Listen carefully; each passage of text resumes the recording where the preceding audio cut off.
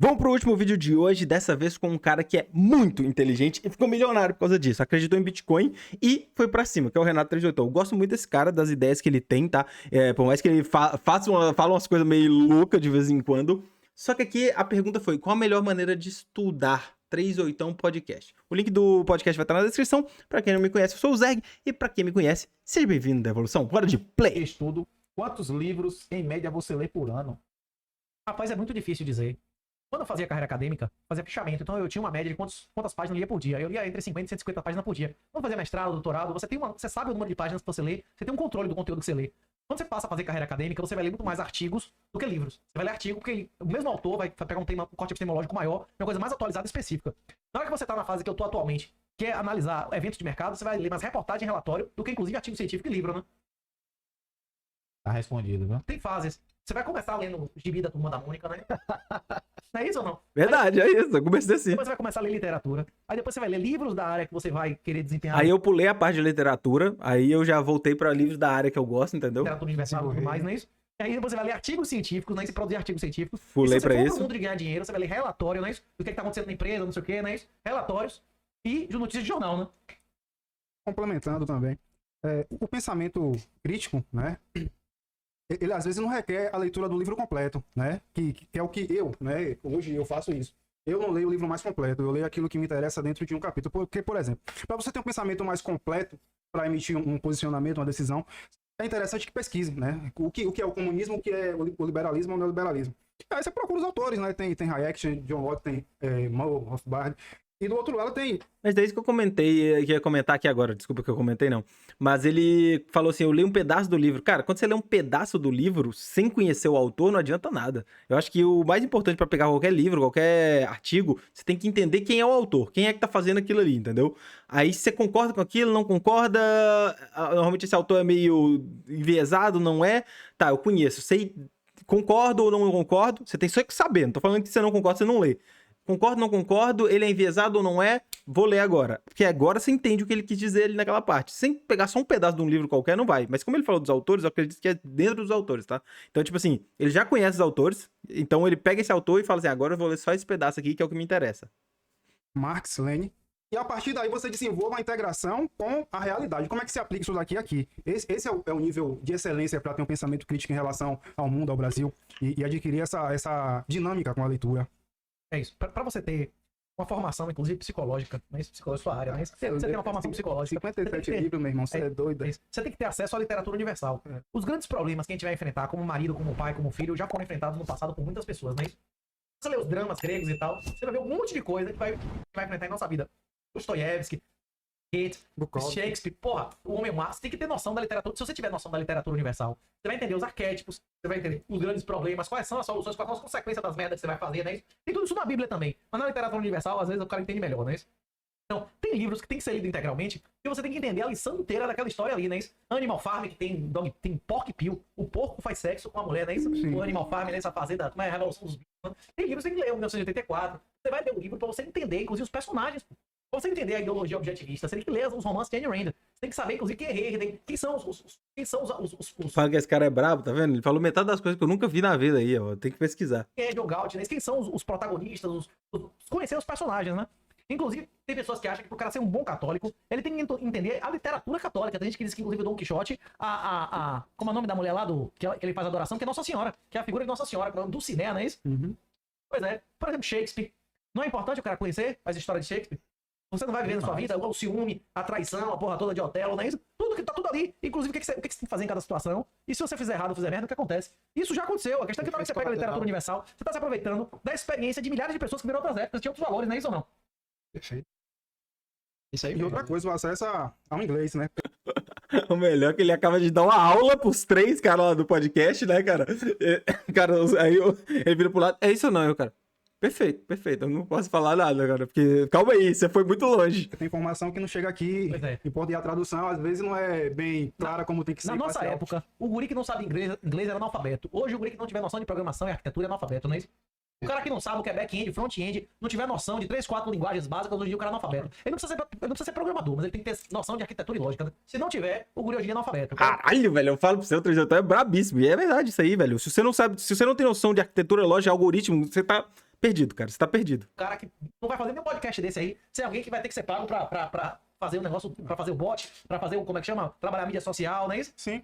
A comunidade científica brasileira, Olavo de Carvalho já falava isso, ela já tá toda comprometida. No mundo inteiro. Você acha que nos Estados Unidos com esse negócio Meu de irmão, olha a cara da galera do podcast, na moral. Na moral, os caras se perdem muito com o Renato falando, saca? É o que eu tô te falando, o Renato é...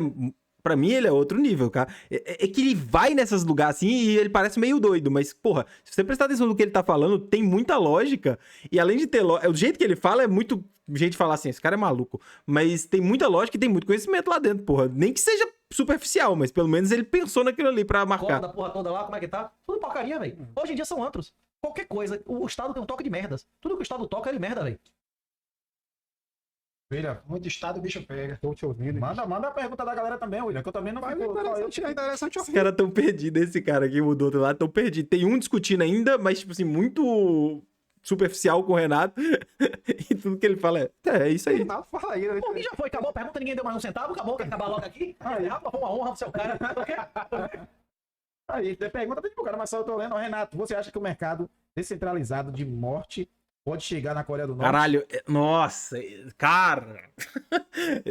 Essa teoria do mercado descentralizado de morte é uma parada assim surreal, mas que faz sentido pra caramba, velho. Eu vou deixar até passar isso, eu ia finalizar o vídeo aqui, por causa que, tipo assim, pra mim faz todo sentido já.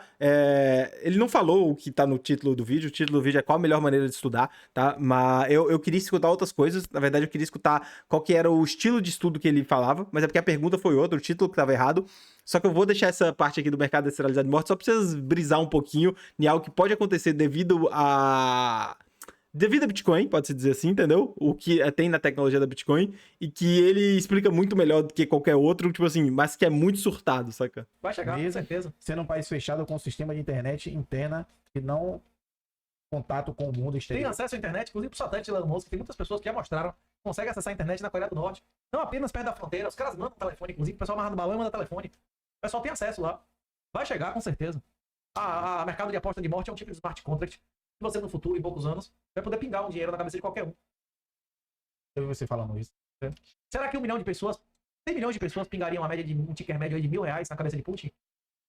Já pensou? Fazer assim, Como é 100 milhões vezes 1.000 dá quanto? um bilhão, né? 100 bilhões. 100 bilhões. Você acha que a família dele não mataria por esse dinheiro? O lado, o motorista, tudo dele lá? E não precisa nem você dizer eu matei. Basta você ter apostado no dia certo. Você não precisa nem assumir que matou. E a pior parte, não é você conseguir matar o cara, é você ter que assumir a porra, não é isso ou não? Você vai receber a retaliação. Você matar um cara desse, vai ficar por isso mesmo? Vai. Tu é doido. Não, você pode, inclusive, envenenar o cara, você pode ser médico do cara e dizer morreu por morte natural, e embolsar o dinheiro, não é isso? Hein? Mas é que ele não explicou não, cara, que ele não explicou não, é porque tem toda uma lógica sobre isso no smart contract, na hora que você pode apostar algo, não, você tá irrastreável, entendeu? Porque você deixou lá nesse smart contract, e quem ganhou aquilo ali vai ganhar o valor total, entendeu? Então a ideia, assim, por trás, tentando explicar rápido o que é esse mercado de morte aí, que eles falam que vai acontecer por causa dos smart contracts, por causa da Bitcoin, por causa das criptomoedas em si, né? Até porque a Ethereum tem smart contracts melhores que Bitcoin, é que a ideia que seria, você vai pegar alguém famoso, alguém que é muito famoso, e a galera vai fazer tipo que uma rifa, entendeu? Apostando o dia da morte daquele cara, entendeu?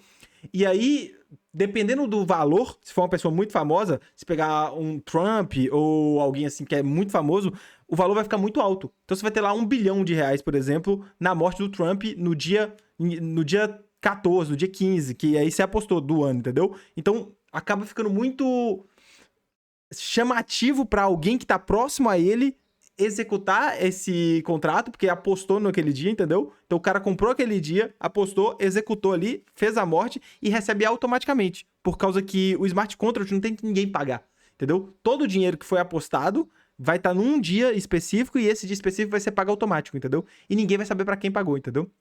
Então, ninguém vai saber quem apostou também.